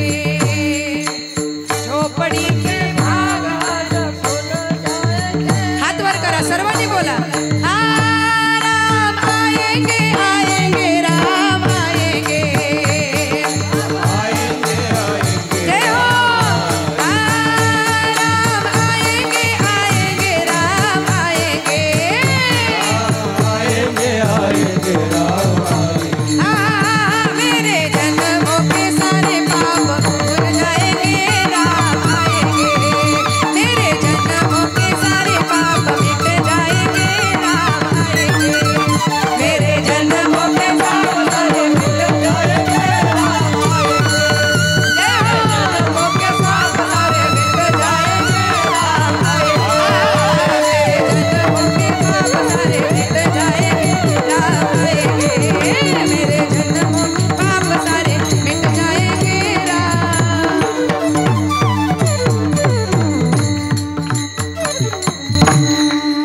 शबरीने जर असा विचार केला असता की फक्त सप्ताह होईपर्यंतच वाट बघल,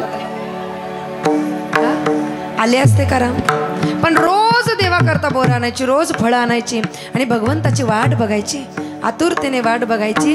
किसी ने कहा है प्यारे, प्रहलाद जैसा विश्वास हो, द्रौपदी जैसी पुकार हो.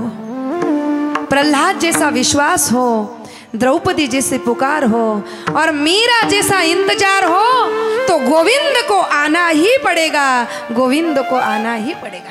फक्त त्या निष्ठेने बोलवावं, देवाला जेवणाकरता बोलवावं, प्रसादाकरता बोलवावं, तो देव येतो महाराज. शबरीने केलं हो. आमच्या गोपिकांनी देवाची वाट बघितली. कौन कहते भगवान खाते नहीं, कोण म्हणतं देव खात नाही. कौन कहते भगवान खाते नहीं, बेर शबरी के जैसे खिलाते नहीं. बोर शबरी सारखं कोणी भरवायला तयार नाही. तो परमात्मा येतो, प्रेमाने त्याला बोलवायला हवं. तो परमात्मा संतांच्या घरी जेवणाकरता लाचावलेला असतो, कारण संत त्याला आतुरतेने हाक मारतात, आवाज देतात. म्हणून एक वेळ तुम्हाला देवाच्या घरी जेवणाचा योग प्राप्त होईल, देवाच्या सोबत जेवणाचा योग प्राप्त होईल. पण संतांच्या सोबत जेवणाचा योग हा सहसा प्राप्त होत नाही, तर तो प्राप्त होत असतो, भाग्याने प्राप्त होत असतो. तो दैवयोग पूर्वजन्माईच्या पुण्याईमुळे प्राप्त होत असतो. तो दैवयोग भाग्याचा उदय झाल्यानंतर प्राप्त होत असतो. माझे नामदेवराय म्हणतात, ज्या देवाची मला नित्य संगती मिळाली, माझ्या पूर्वजन्माचा सुकृतांचा उदय झाला आणि भगवंताच्या कृपेने माझ्या भाग्यामुळे आज मला संतांच्या घरचं जेवणाचं आमंत्रण प्राप्त झालं, जेवणाचं आमंत्रण आलं. नामदेवरायांनी वर्णन केले अभंगाच्या प्रथम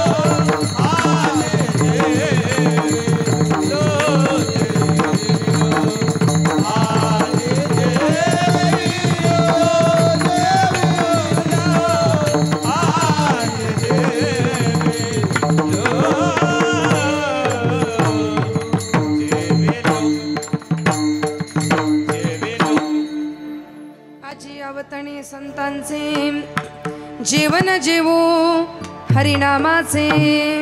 तुम्ही सगळे जेवून आलेत मला माहिती आहे, पण जेवून आल्यानंतर सुद्धा मी जेवणाचा अभंग निवडला. त्याचं कारण आहे, तुम्ही जे जेवण केलंय ना त्या जेवणाने तुमचं पोट भरलंय, त्याने पोटाची तृप्ती होणार आहे, उदराची तृप्ती होणार आहे, उदरपोट शांत होणार आहे. पण इथे आल्यानंतर या हरिनामाच्या भोजनामुळे, या हरिनामाच्या जेवणामुळे आमच्या मनाची तृप्ती होणार आहे.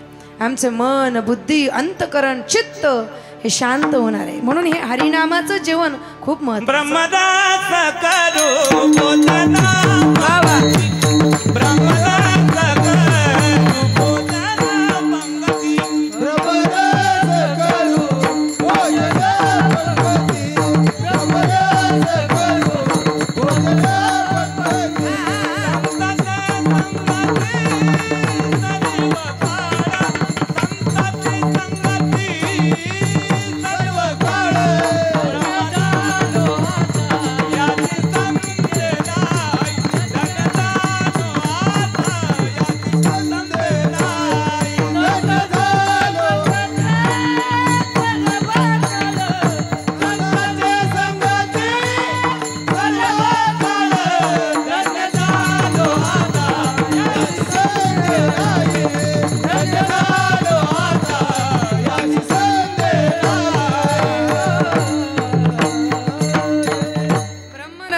भोजन पंगती संतांचे संगती सर्व काळ.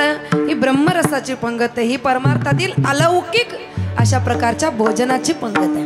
आणि नामदेवराय म्हणतात ते संतांच्या घरचं आमंत्रण मला भाग्याने प्राप्त झालं, मला पूर्वजन्माच्या सुकृताने प्राप्त झालं. कारण भाग्याचा उदय ते हे जोडी संतपाय. पहिला शब्द वापरलाय आजी. काय सांगितलंय? आजी म्हटलंय. आणि आजी म्हणजे घरातली आजी नाही, जी भाजी आणते ताजी ती आजी नाही. आजीला पहिली विलंटी त्या ठिकाणी आहे. म्हणजे आजी म्हणजे या मनुष्य देहामध्ये आल्यानंतर, या नरदेहामध्ये आल्यानंतर, मुमुक्षुत्व प्राप्त झाल्यानंतर, परमार्थाची आवड निर्माण झाल्यानंतर, आणि हा नरदेह तुम्हा मला मिळाले ना, अनमोल अशा प्रकारचा नरदेह. नरदेह निधान लागले हाती, उत्तम सार उत्तम गती, देवची होईन म्हणती ते होती, तरी कान चित्ती धरावी. हा नरदेह फार अनमोल आहे. माणूस म्हणून आपण जन्माला आलोय बरं का दादा, माणसासारखं वागता आलं पाहिजे. पुन्हा पुन्हा नरदेह मिळणार नाही. 84 लक्ष योनी फिरल्यानंतर नरदेह मिळतो.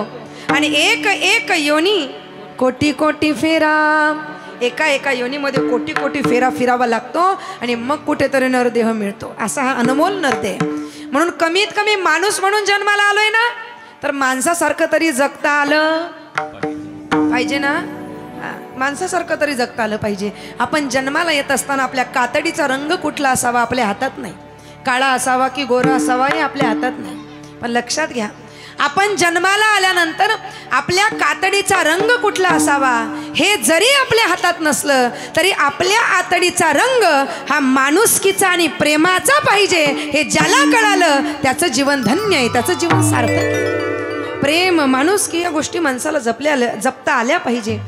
आजी म्हणजे या मनुष्य देहामध्ये, या इहलोकामध्ये नरदेह निधान लागल्यानंतर मुमुक्षुत्व प्राप्त झालं, परमार्थाची आवड झाली.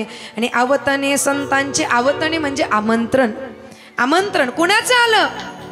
सर संतांच्या घरचं मला आमंत्रण आलं. आणि संतांच्या घरचं आमंत्रण येण्याकरता अगोदर संत भेट व्हावी लागते. आणि संत भेट किती दुर्लभ आहे, किती दुर्मिळ आहे. आमच्या संतांनी वर्णन केलंय. चंद्र अमृत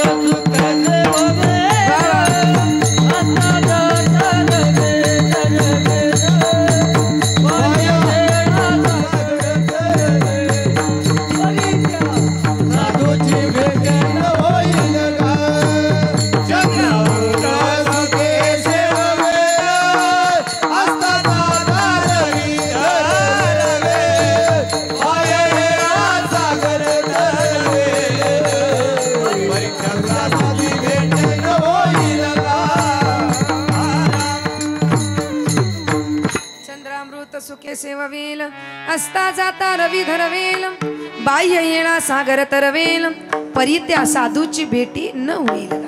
अजून पुढे जाऊन सांगायचं झालं तर एका सुभाषितकाराने, एका कवीने फार सुंदर म्हटलंय, या जगामध्ये तुम्हाला सगळं मिळेल. काय काय मिळेल? तात मिले पुनि मात मिले सुनि भ्रात मिले जुबती सुखदाय लोक मिले परलोक मिले विधि लोक मिले वैकुंठ में जाय राज मिले गजवाज मिले सब साज मिले मनोवांछित पाई सुंदर और सब कुछ मिले पर संत समागम दुर्लभ भाई संत समागम दुर्लभ भाई संत समागम दुर्लभ भाई। कळलं ना? नाही कळलं? जाऊ सोप समजून सांगते. तात मिले पुनि मात मिले सुनि भ्रात मिले. या जगामध्ये तात मात भ्रात हे सगळं तुम्हाला मिळेल. पत्नी एक गेली तर दुसरी काय डाऊट आहे का? मिळेल, थोडा वेळ लागेल पण मिळेल. पण अगोदरची गेल्याशिवाय पहिली दुसरी नाही करायची. काय काय लोक म्हणतात तुकाराम महाराजांनी दुसरी केली. दशरथ राजाला 3 पत्न्या होत्या. एक मला तर म्हणाल ताई श्रीकृष्णाने 16,108 पत्न्या केल्या, मग आम्ही 2 केल्या तर काय वाईट आहे? भगवंताने 16,108 बायका केल्या, आम्ही 2 केलं तर काय वाईट आहे? माझं त्याला एकच म्हणणं आहे, 16,108 बायका केल्या त्याची बरोबरी तू करायला जातो. त्याने करंगळीवर गोवर्धन उचलला, तू काय उचलतोस? तू 15 किलोचा दगड तरी करंगळीवर उचलून दाखव. तुला एकीला फेरन लावली पुरवता पुरवता नाकी 9 आले आणि तू दुसरी करायला चाललाय.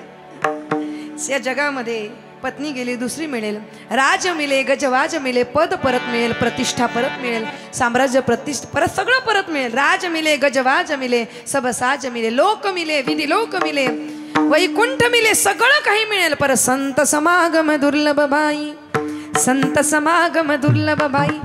याही पुढे जाऊन सांगायचं झालं तर ऐका. तुम्ही तप केलं, व्रत केलं, दान केली, तपश्चर्या केली, साधना केली तर एक वेळ तुम्हाला भगवंतही भेटेल, पण संत लवकर भेटणार नाही. प्रमाण देते मी. तपे व्रते दाने गोविंदू पै भेटे, परी साधू तवन भेटे भाग्यवीन, परी साधू तवन भेटे भाग्यवीन, परी साधू तवन भेटे भाग्यवीन.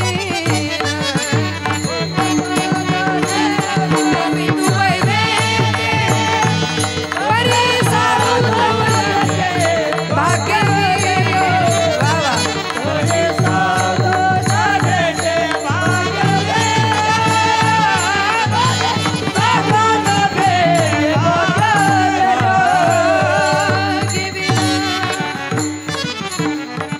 तपे व्रते दाने गोविंदू पै भेटे, परी साधू तवन भेटे भाग्यवीन. साधू लवकर भेटणार नाही, भाग्याशिवाय भेटणार नाही.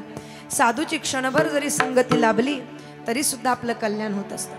आणि तुमच्या कल्याणाचा मार्ग मी चांगला सांगू शकते. तुमच्या कल्याणाचा मार्ग मी चांगला सांगू शकते, कारण मी कल्याणवरून आले. साधूची क्षणभर जरी संगती, विनोदाचा भाग सोडून द्या, क्षणभर जरी संगती मिळाली तरी कल्याण आहे, तरी उद्धार आहे. एक गोड उदाहरण आपल्याला सांगेल. आपल्या संपूर्ण भारतामध्ये घडलेली घटना, घडलेलं उदाहरण. मुसलमान समाजामध्ये एक मुलगा जन्माला आला आणि अतिशय बिकट परिस्थिती होती घरची, परंतु ह्या मुलाला शिक्षणाची प्रचंड ओढ होती, जिद्द होती आणि या मुलाने शिक्षण घ्यायला सुरुवात केली. घरची शिकवण्याची परिस्थिती नव्हती, पण याने कामाला जावं आणि शिक्षण त्याने पूर्ण केलं. 10वी पूर्ण झाल्यानंतर त्याने विचार केला की आपण देशासाठी काहीतरी करायचं, आपण देशासाठी जगलो पाहिजे, देशाकरता आपल्याला काहीतरी योगदान देता आलं पाहिजे. म्हणून त्या मुलाने प्रचंड निष्ठेने, अभ्यासाने रोज दिवसभर कामाला जायचा आणि संध्याकाळी रात्री घरी आल्यानंतर अभ्यास करायचा. एक परीक्षा द्यायला सुरुवात केली. भारतीय सैनिक दलामध्ये काम करण्याची त्याची इच्छा होती, म्हणून त्याने NDAची परीक्षा दिली आणि त्या परीक्षेमध्ये उत्तीर्ण झाला. फक्त सैनिक दलामध्ये तिथे काम करण्याकरता, नोकरी करण्याकरता एक शेवटची परीक्षा राहिली होती आणि ती परीक्षा देण्याकरता त्याला देहरादूनला जायचं होतं. तो पेपर देण्याकरता त्याला देहरादूनला जायचं होतं, पण परिस्थिती एवढी बिकट होती की त्या देहरादूनला जाण्याकरता त्याच्याकडे पैसे नव्हते. जाण्याकरता तिकिटासाठी लागणारे जे पैसे होते ते पैसे त्याच्याकडे नव्हते. काय परिस्थिती असेल? आई वडिलांकडे मागावे, पण कुठल्या तोंडाने मागणार? कारण आई वडीलच सकाळी कमवतात संध्याकाळच्या जेवणाकरता, आणि त्यांच्याकडे कसे मागणार? मागायची हिंमत झाली नाही. कुणाकडे मागावं कुणाकडे मागावं म्हणून लग्न झालेली बहीण आहे त्या बहिणीच्या घरी गेले. थोडं घाबरतच म्हणाले की ताई मला परीक्षा द्यायची आहे, 100 नाही 101% गॅरंटी आहे की त्या परीक्षेमध्ये मी पास होणार म्हणजे होणार. आणि नोकरी लागली, पहिला पगार हातात आला ना की पहिले पैसे तुला आणून देईल, पण मला जाण्याकरता पैसे दे, तिकिटाकरता पैसे दे.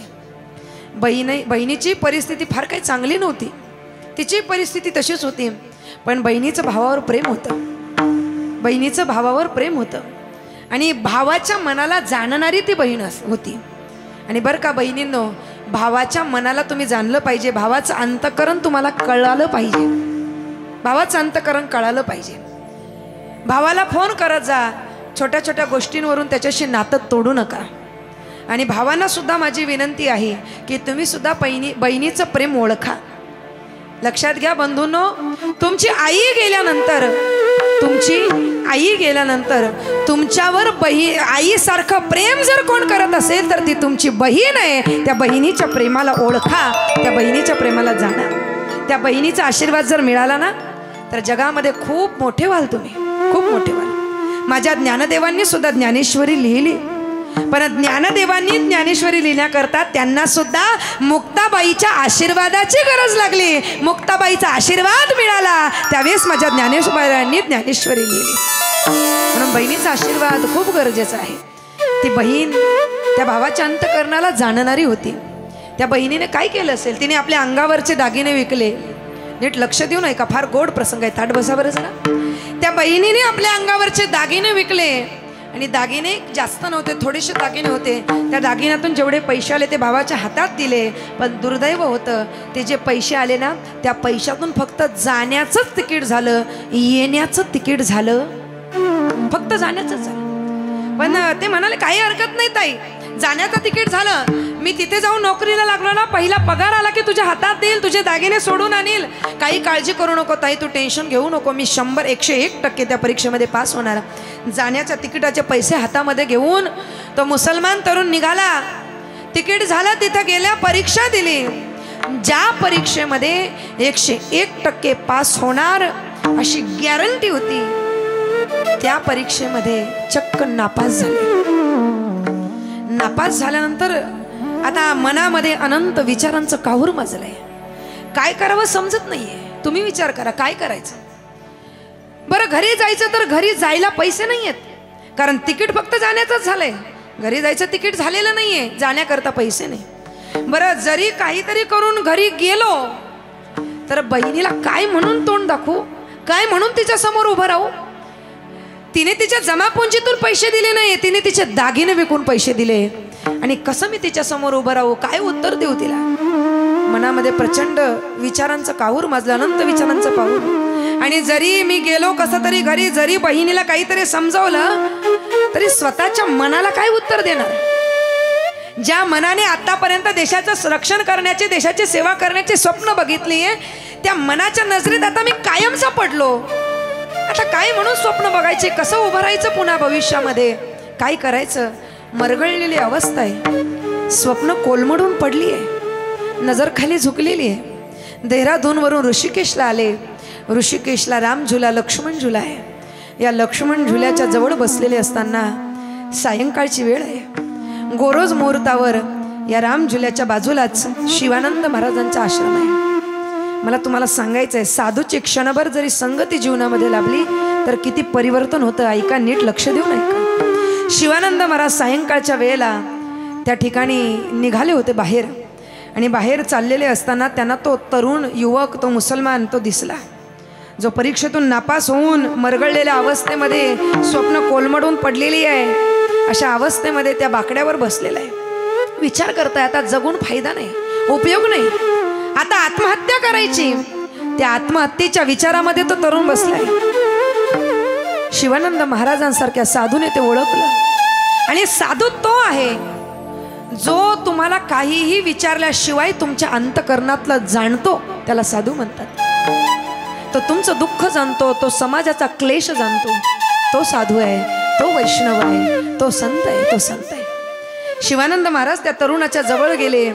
मुखावरची मलिनता पाहून हात हातामध्ये घेतला आणि काहीही न बोलता त्याला सांगितलं जवळच आश्रम आहे बाळा, चल चल म्हणून त्या महाराजांनी त्यांना आश्रमात नेलं. मुसलमान तरुण आहे, हिंदू साधू आहे. साधूने आश्रमात नेलं. साधूला जात पात धर्म काहीही नसतो महाराज. साधू सगळ्यांसाठी समान दृष्टीने सगळ्यांकडे बघत असतो. महाराजांनी त्याला आश्रमात नेलं. सायंकाळची वेळ सरून गेली होती. 8:30-9 वाजले होते आणि अशा वेळेला संतांची पंगत बसली होती भोजनाची.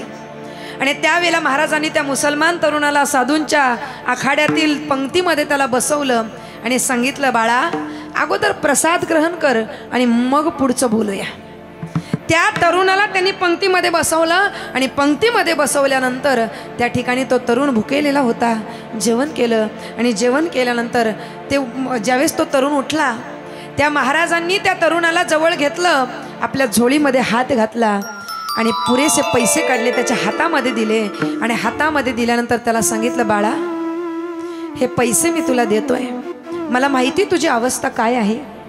तुझ्या मुखावरची मलिनता पाहून मला कळतंय की तू आत्महत्येच्या विचारात होता, तुझे स्वप्न कोलमडून पडलेले.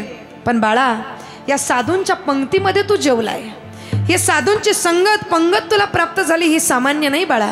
जा. शिवानंद महाराज म्हणतात बाळा जा, माझा आशीर्वाद आहे तुला, नवीन ऊर्जेने कामाला लाग, नवीन निष्ठेने अभ्यास कर, प्रयत्न कर, मेहनत कर, जिद्दीने प्रयत्न कर. माझा आशीर्वाद आहे. ज्या कामासाठी तू इथं आला होता ना त्या कामासाठी तुला देवाने बनवलेलं नाही. काय म्हटलंय नीट ऐका. महाराज म्हणताय ज्या कामासाठी तू इथं आलेला होता ना त्या कामासाठी तुला देवाने बनवलेलं नाहीये, उलट तुला भगवंताने त्या कामासाठी बनवलंय. हे जे काम करण्याकरता तू इथं आला होता ना त्याच्यापेक्षा कितीतरी मोठं काम देवाला तुझ्या हातून करवून घ्यायचं आहे आणि त्याच्याकरता तुझी निर्मिती आहे. जा, जिद्दीने निष्ठेने कामाला लाग, प्रयत्न कर.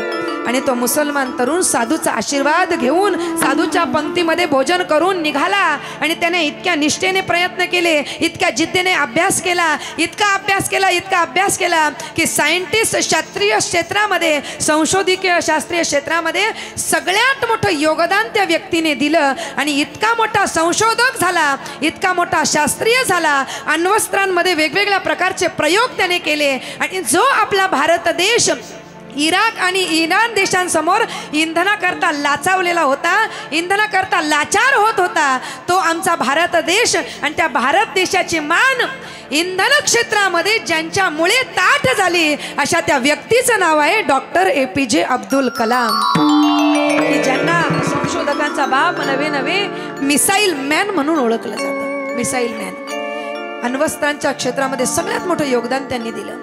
त्या डॉक्टर APJ अब्दुल कलामांनी आपल्या चरित्रामध्ये असं लिहिलंय की त्यावेळेला जर त्या साधूचा आशीर्वाद जर मला प्राप्त झाला नसताना तर माझं जीवन आता ह्या परिस्थितीत नसतं, मी या प्रतिष्ठेत आज जगलो नसतो, भारताकरता काहीतरी करू शकलो नसतो. मला साधूचा आशीर्वाद मिळाला, क्षणभर मला साधूची पंगत मिळाली आणि म्हणून माझ्या जीवनामध्ये प्राप्त झालं. संतांच्या संगतीमुळे आपण काय असतो आणि काय होतो, संतांची संगती काय करू शकते.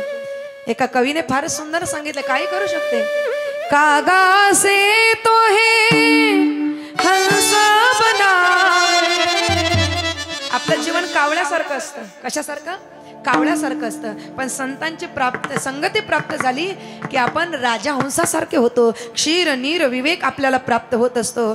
संतांची संगती. कागा से तो है हंस बनावे हरि भजनन अनुराग रे तेरी अच्छी बनेगी. काय केलं पाहिजे? सगळ्यांनी टाळी वाजून भजन करा. संतन के संग लाग रे तेरी अच्छी बनेगी. संतन के संग लाग रे तेरी अच्छी बनेगी. संतन के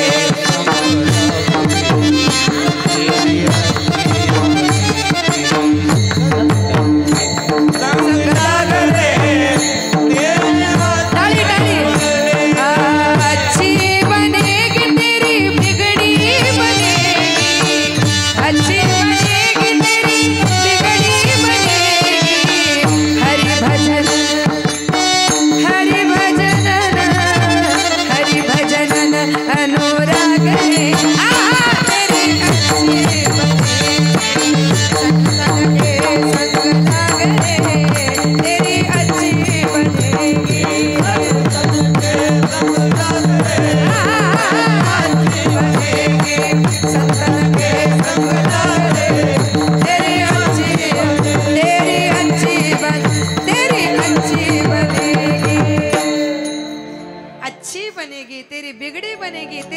किस्मत जगेगी ती किस्मत. म्हणून संतांची संगती महत्वाची आहे. त्या संतांची संगती मला प्राप्त झाली. नुसती संगती नाही तर पंगती सुद्धा प्राप्त झाली. आणि त्या संगतीमध्ये पंक्तीमध्ये आम्ही जेवलो. आजी आवतने संतांचे काय झालं, जेवण जेवो. अरे आम्ही जेवण केलं, पण या जेवणामध्ये काय काय पदार्थ होते, आम्ही काय खाल्लं, आणि त्या पदार्थांमधील जो अलौकिक पदार्थ आहे, ज्या पदार्थामुळे आमच्या जीवनाला परिपूर्णता प्राप्त झाली, आमच्या जीवनाला कृतज्ञता आणि आमचा परमार्थ, आमचं जीवन पूर्ण झालं, असा पदार्थ कुठला, त्याचं वर्णन केले आमच्या नामदेवरायांनी अभंगाच्या दुसऱ्या. आम्ही जेविलो जेविलो, आम्ही जेविलो जेविलो, आम्ही जेविलो जेविलो, आम्ही जेविलो जेविलो, आम्ही जेविलो जेविलो, आम्ही जेविलो जेविलो, आम्ही जेविलो जेविलो, आम्ही जेविलो जेविलो. पोट भरतं. आता इथं आम्ही बसलोय, आता हरिनामाचं जेवण करायचं की ज्याने मन भरलेलं, ज्याने मन तृप्त होईल. आणि असं कुठला पदार्थ आहे तर नामामृते पूर्ण झालो. नामरूपी अमृत आम्ही प्राशन केलं त्याने पूर्ण, आणि नामामृताने परिपूर्णता जीवनाला प्राप्त होत असते. त्या हरिनामाच्या भोजनामध्ये अनेक पदार्थ होते. तसं व्यवहाराच्या जेवणामध्ये अनेक पदार्थ असतात, भोजनामध्ये अनेक पदार्थ, भात असतो, खिचडी भात असतो ना, लाडू असतो, रस असतो. तसं आमच्या परमार्थाच्या जेवणामध्ये सुद्धा आहे ना. इथे भात आहे, पण कुठला भात, काला खाऊ दही भात. इथं खिचडी भात पण आहे, कुठला, हरिनामाचा खिचडी प्रेमे मोहिला. इथं लाडू सुद्धा आहे, पण कुठले, रव्याचे, बुंदीचे, साखरेचे. कुठले लाडू आहे, तुका म्हणे खातो आनंदाचे नका सरफडू. आणि इथे रस सुद्धा आहे, पण ऊसाचा नाही, चॉकलेटचा नाही, केळीचा नाही, तर कसला रस आहे, हा कसला रस आहे, ब्रह्मरस. आणि तो ब्रह्मरस घेत असताना कसा घ्यायचा आहे, लावणी मृदुंग श्रुती टाळ घोष सेवू ब्रह्मरस आवडी. आणि तोच ब्रह्मरस या भजनानंदामध्ये आम्हाला मिळत असतो. ते गोड भजन, ब्रह्मरसाचं भजन आपल्याला या ठिकाणी करायचंय. ज्यांना ज्यांना दोन हात असतील, ताठ हात वज करून हाताने टाळी वाजवा आणि मुखाने भजन म्हणा. विठोबा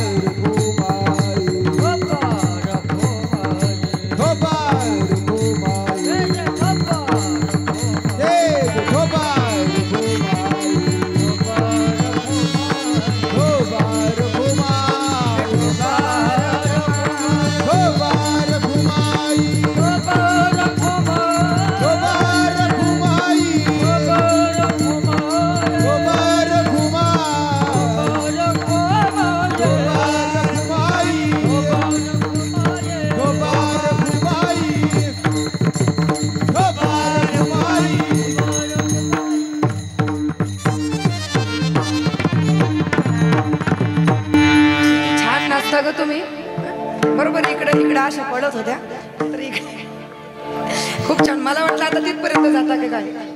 खूप गोड असतं. आम्ही जेविलो नामामृते पूर्ण झालो. नामरूपी अमृत, आणि नामामृत घेतलं पाहिजे, नामामृत घेतलं पाहिजे. पण कधी घेतलं पाहिजे, रोज घेतलं पाहिजे.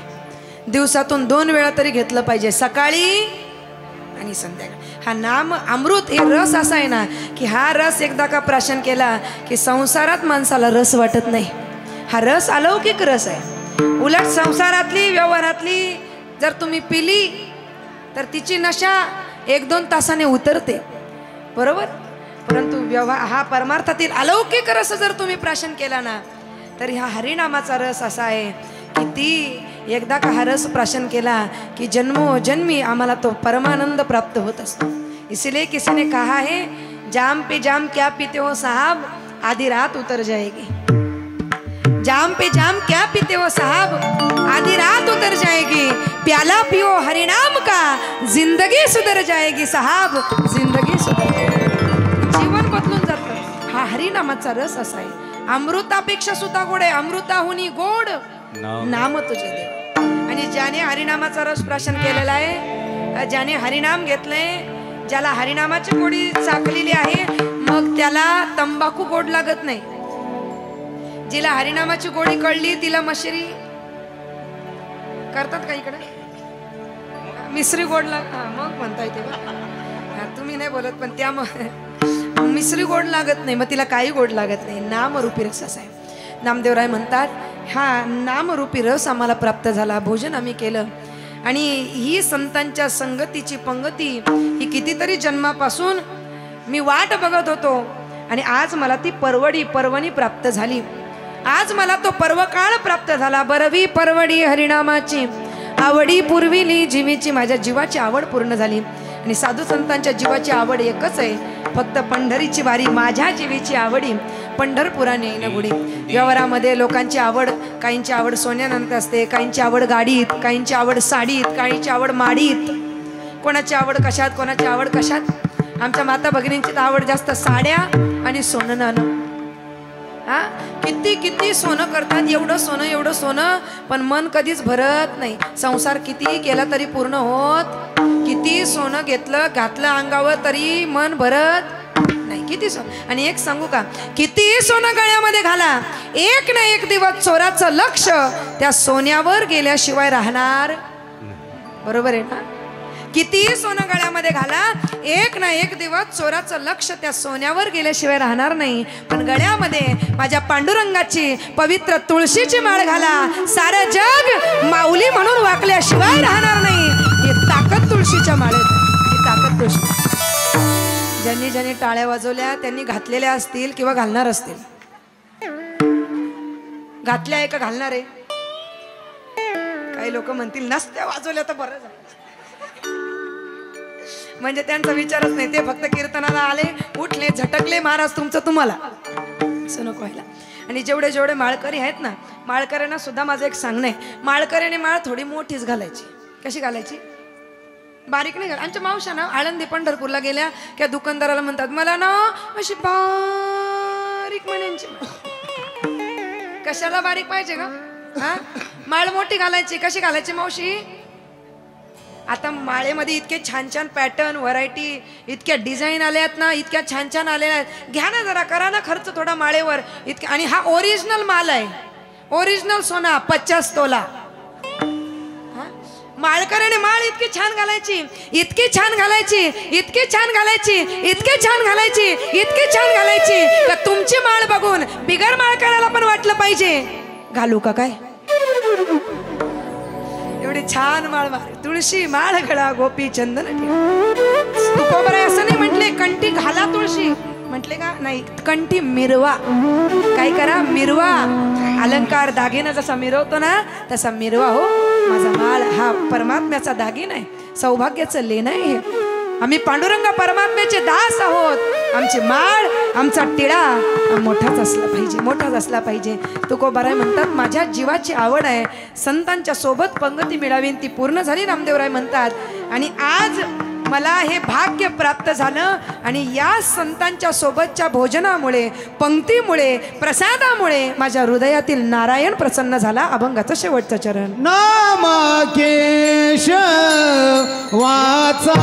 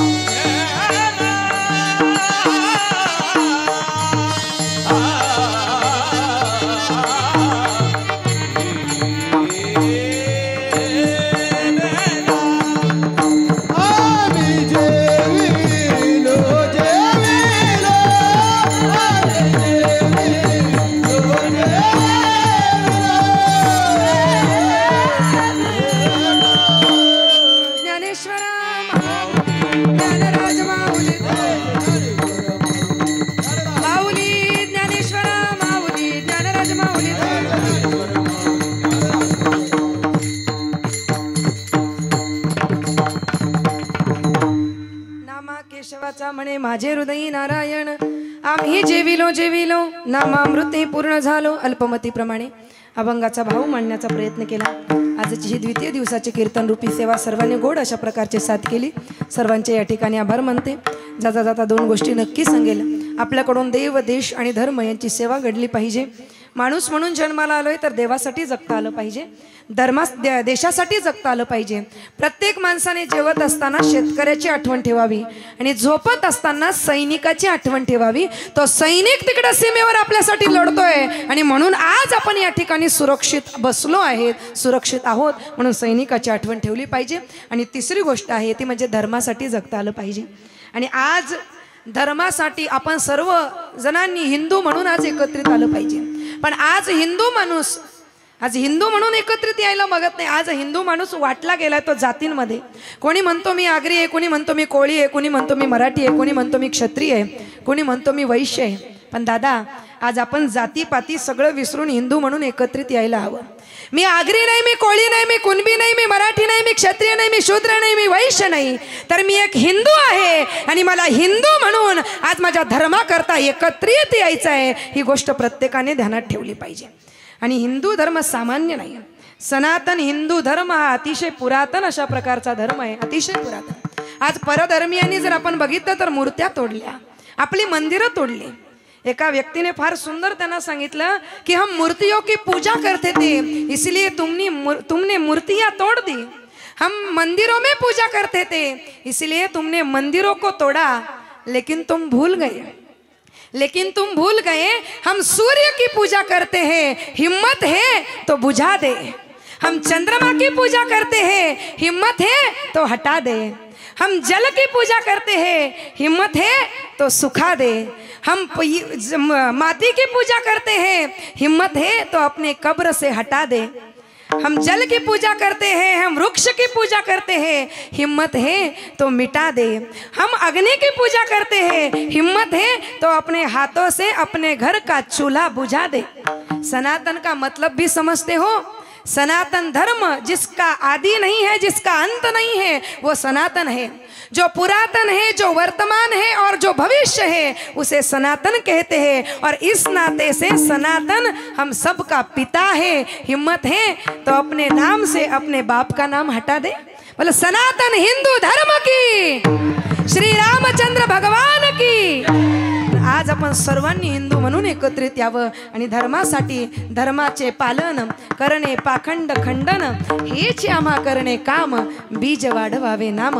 आणि हा उपदेश ज्या संतांनी आम्हाला दिला त्या संतांचं एकदा भजन करूया. तुकाराम तुकाराम तुकाराम तुकाराम हा हो तुकाराम तुकाराम तुकाराम तुकाराम.